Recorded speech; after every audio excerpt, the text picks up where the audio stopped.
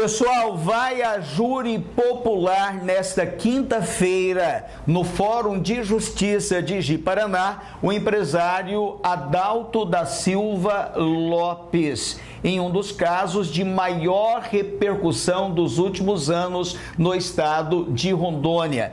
E novas provas apresentadas ao processo judicial trazem muita surpresa e sérios questionamentos que devem ser feitos pela defesa durante os debates em plenário. É uma situação realmente inimaginável e os detalhes você ficará sabendo nesse vídeo. Primeiro vamos relembrar aqui o fato que teve como vítima a jovem Camila Barros Dias, de 20 anos de idade.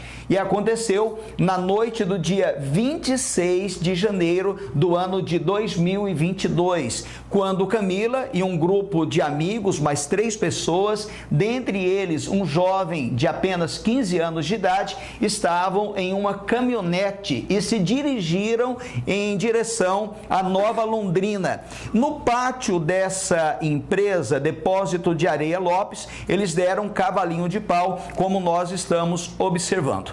Uma vez se retiraram e retornaram em uma segunda vez para as manobras perigosas.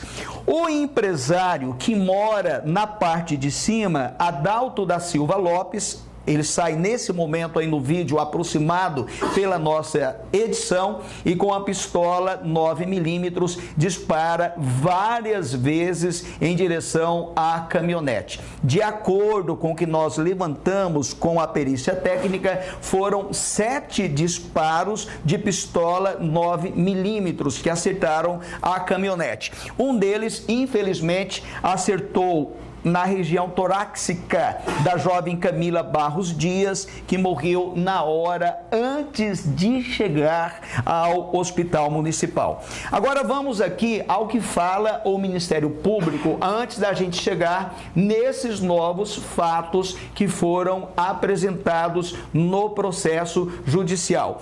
O Ministério Público alega que o empresário, que era à época dono de um clube de tiro, é um atirador de elite, que ele sabia exatamente o que estava fazendo, uma vez que tem muita habilidade com arma de fogo, já que era proprietário de um clube de tiro. Afirma o seguinte, que o laudo à época aponta que um dos disparos acertou o veículo a uma distância média de 200 metros. Então, o Ministério Público alega na denúncia oferecida ao Poder Judiciário que o empresário sabia exatamente o que estava fazendo. Eu me recordo que em uma das entrevistas à nossa reportagem, o promotor Pedro Wagner, que é o promotor do caso, falou o seguinte, que o empresário estava treinando a mira dele, porque acertar um veículo a 200 metros, ele sabia exatamente o que estava fazendo. A defesa alega que o empresário se assustou, porque no momento em que a caminhonete estava ali dando o cavalinho de pau, já por uma segunda vez, jogou pedras na fachada ali da residência, inclusive em uma das janelas, ocasionando um barulho e o empresário ficou assustado. O Ministério Público rebate essa situação, falando que Adalto da Silva Lopes estava dentro de casa, ele poderia muito bem ter se recolhido e acionado a polícia, ainda mais levando em consideração que a caminhonete, embora estivesse lá em uma segunda vez, já havia se retirado. Não havia a necessidade de todos esses disparos. O Ministério Público, repito, através do promotor Pedro Wagner, denunciou Adalto da Silva Lopes por homicídio com algumas qualificadoras, dentre elas motivo fútil e a impossibilidade de defesa da vítima. Esse júri chegou a ser iniciado em novembro do ano de 2024. Naquela ocasião, nós estávamos em plenário, foi ouvido o delegado que investigou a situação, Dr. Luiz Carlos Ora, e, claro, os debates foram iniciados. Tanto o delegado quanto o promotor afirmar o seguinte, que não foi possível fazer a perícia no DVR. DVR é o equipamento que grava as câmeras de segurança, porque o aparelho foi intencionalmente queimado. Naquele momento, o júri, que foi iniciado em novembro de 2024, ficou muito claro por parte da acusação que possivelmente o empresário tinha queimado o aparelho de DVR para que as imagens não aparecessem. Entretanto, não foi em nenhum momento apresentado o laudo do perito no inquérito e no processo judicial, embora tenha se afirmado naquele júri que foi suspenso, que o perito relatou que o equipamento foi queimado, em nenhum momento apresentou-se esse laudo do perito.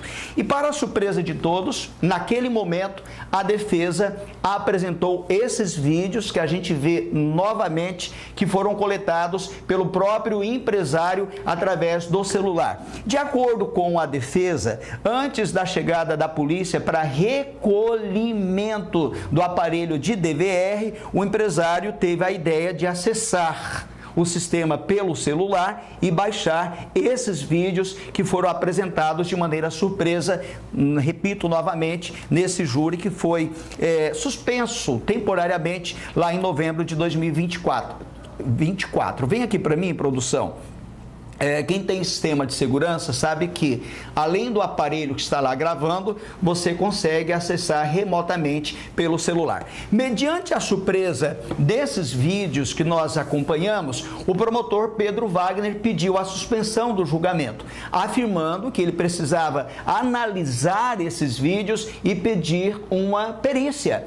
Entretanto, apesar do julgamento ter sido suspenso, o Ministério Público não solicitou à Polícia Técnica, a Politec da Polícia Civil, uma análise desses vídeos. A defesa, então, foi lá, disponibilizou o celular do empresário para a Promotoria de Justiça, entrou em contato com o juiz, claro, dentro dos autos, oficiou o juiz: olha, a gente quer que os vídeos sejam analisados. Mediante o silêncio do Ministério Público em fazer a perícia desses vídeos, o juiz notificou a Promotoria de Justiça para que, dentro de um prazo X, requisitasse a Polícia Civil a análise desses vídeos. O promotor perdeu o prazo e o juiz deu, então, as provas como válidas. Eu me recordo que há alguns meses, já no início do ano, eu noticiei que o juiz do caso, Valdecir Ramos de Souza, afirmou o seguinte, que o maior interessado em periciar esses vídeos era o Ministério Público. Se o Ministério Público não o fez, não requereu essa perícia, ele, então, como juiz, estava dando esses vídeos apresentados pela defesa como prova válida. Mas aí é que vem agora, pessoal, aquilo que é grande surpresa dentro desse processo. Lá em novembro de 2024, não se apresentou no inquérito, não se apresentou no processo judicial o laudo do perito. E a defesa, que tem 4, assim como o promotor é muito experiente, o delegado é muito experiente, né? Um promotor de uma conduta inquestionável, o delegado Luiz Carlos Ora de uma conduta inquestionável, mas não se sabe por qual motivo não apresentou lá esse laudo do perito. A defesa, com 4 advogados, dentre eles um ex-promotor de justiça que foi procurador-geral de justiça de Rondônia, aposentado, foi lá e requereu ao juiz: não, nós insistimos que seja apresentado esse laudo do perito, porque em algum momento o perito tem que ter apresentado um relatório, um laudo do DVR queimado. Isso não apareceu no inquérito, isso não apareceu no processo judicial. Cadê a fala do perito? Em outras palavras, o juiz, então, notificou a Polícia Civil que encaminhou o laudo do perito de fevereiro de 2022. Ou seja, esse laudo, ele existia, não estava no inquérito, não estava no processo, e o perito trouxe uma surpresa a essa questão. A primeira foto que o perito apresenta no laudo é essa aqui, afirmando o seguinte: o envelope chegou para ele violado, chegou rasgado, o que tecnicamente inviabiliza a prova. E aqui eu fiz um levantamento do espaço de tempo em que esse envelope foi lacrado na casa do empresário até chegar à Politec. Coloca novamente o envelope aí, produção. Esse envelope foi recolhido na noite do fato.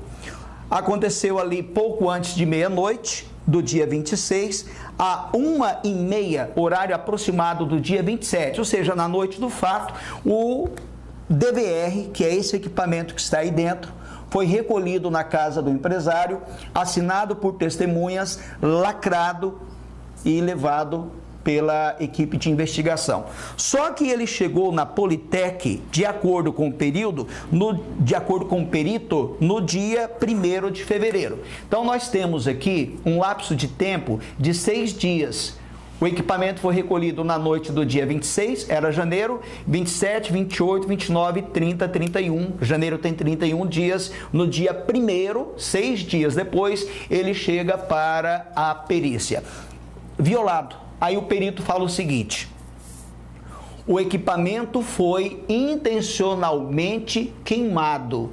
O disco rígido do equipamento foi trocado e de maneira grotesca. O que é uma maneira grotesca? Substituiu-se o disco rígido de um equipamento lançado em 2019, de acordo com o perito, por um disco rígido de um equipamento de 2014.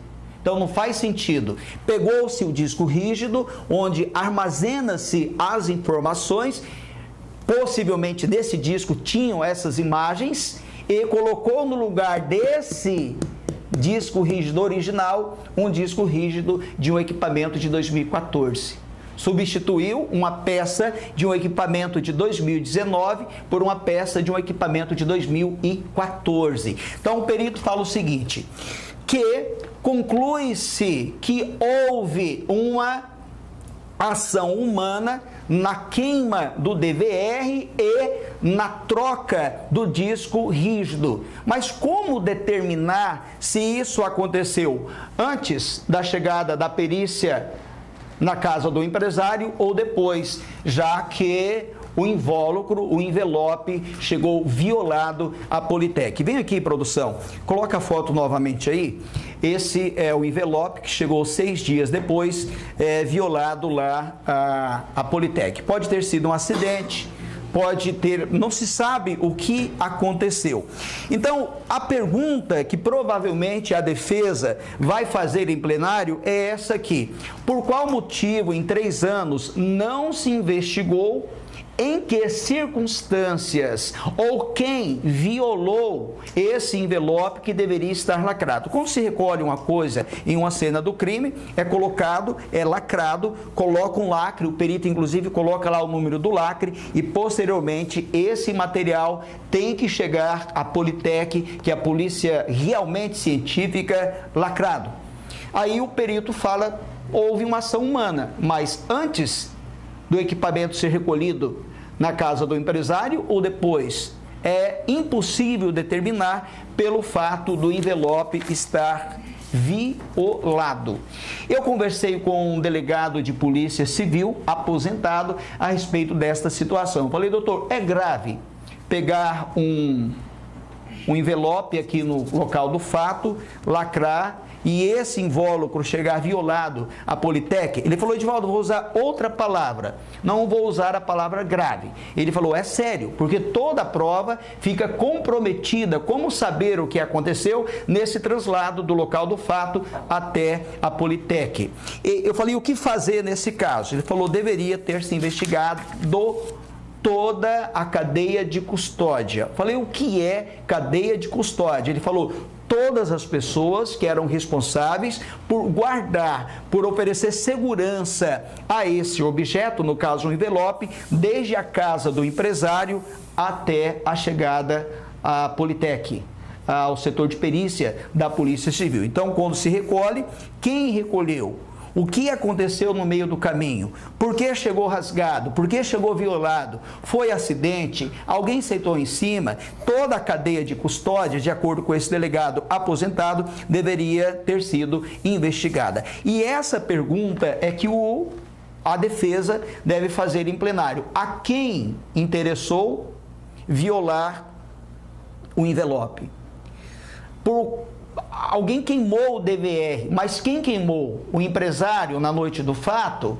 Como determinar isso se o envelope chegou 6 dias depois à Politec e rasgado, não como foi recolhido? E o mais importante, que eu creio que os advogados vão perguntar, é porque num lapso de tempo de 2022 a 2025 não se apresentou a esse laudo sem que o juiz o tivesse requisitado e porque não se investigou essa violação de uma prova. Por parte do delegado Carlos Ora, eu falei com ele ontem, se ele tinha conhecimento, ele falou o seguinte: segue conforme o laudo.